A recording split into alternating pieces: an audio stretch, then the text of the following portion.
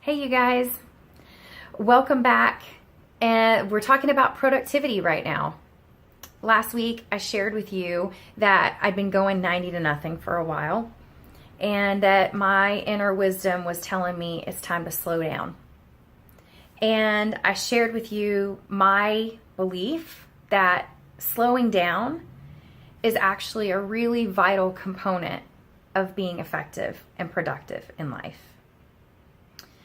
It seems counterintuitive at first, right? If we slow down, we won't get as much done. If we rest, things will fall apart, things will go untended to, and then that'll pile up and there'll be a cost to that and all that noise. What I find is the more I slow down and get still and make space, the higher quality my moves have. So I may not be moving as fast, but there's a quality to the moves that I do make. They're heart-aligned moves, and they render greater rewards. So I see rest and slowing down as a vital component of an overall effective and productive life, at least in the way that I define that. So I want to talk to you this week as we go along this lines of heart-aligned productivity about the pull of our environment and the way that it impacts us when it comes to being effective. So this is kind of a new conversation for me. I'm doing some work with a really brilliant woman who's introduced this concept, and I've been in a really deep exploration of it for a while. And I'm really noticing some beautiful results from it. And so I want to pass it on to you to just begin exploring. Right? So the overall idea is we are always, this is not new news, but maybe you don't think about it. It's so happening in the background you're not aware, but we are always in a dance with our environment. Right? We don't live in a vacuum. We are here and we are always interacting and moving in relationship to the environment that we're in. And how we show up and what behaviors we take on and how we engage with people is contingent on the environment we find ourselves in or the context of the environment we find ourselves in. So without going too far into that in depth, let's just very simply say our environment has a profound impact on our ability to be effective. And so if we don't consider the pull of our environment, then it's often going to impact us in ways that we're unconscious of and usually not for the better. So let me tell you one of the ways I'm noticing this. As I start to look at what is the environment that I'm in encourage, or what does it discourage? And is it encouraging things that are productive or unproductive? Like things that are good for me or not good for me, right? So you could say like, I love ice cream.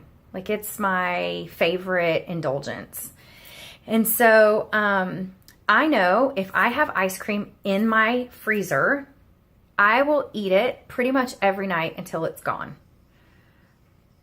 Well, okay, that's not entirely, but it's pulling at me. So I buy a pint of ice cream every so often, and when it's in the freezer, it's like I can hear it talking to me, you know?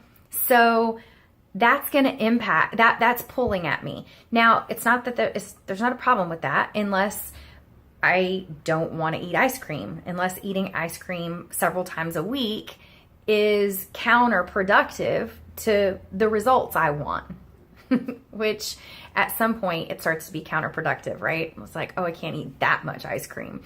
So I just don't buy it. I don't have it in my environment, and so it's not pulling at me. Okay, so that's like one way. How's it set up? Another thing I noticed is I work from home, and my partner, he's off on Fridays, so he's home, or often home unless he's got something else he's doing out. It happens a lot that we're both home, and what I notice when he's home on a Friday, that I really want to go take a nap in the afternoon. Right? He's here. We have lunch together, and then it's like, oh, let's just go snuggle up on the bed and have a nap, which is awesome. I love a good midday nap. Love it. Lay down for 20, 30 minutes and just like it's great. So it's not necessarily a problem that the environment is encouraging a nap unless I need to be doing something else. So what I've started doing is like rearranging my life so that on Friday afternoons, when I know he's going to be off, either I'm not working at home, I go work somewhere else, because then I'm not pulled to go take a nap, right? So if there's something I really need to get done, I need to get out of here and go somewhere where I can focus and work. Or I can like line up my life so that by Friday afternoon, I can take off of work. And then we're here and I want to lay down and take a nap, and it's like no big deal. Or I can say I've got a lot to do and I can ask him to go do something else so that it doesn't have that same pull. Does that make sense? So I hope you're kind of getting the feel of what I'm talking about. And really, it's just an invitation to begin exploring. Where is your environment pulling at you? And what is it encouraging? And what is it discouraging?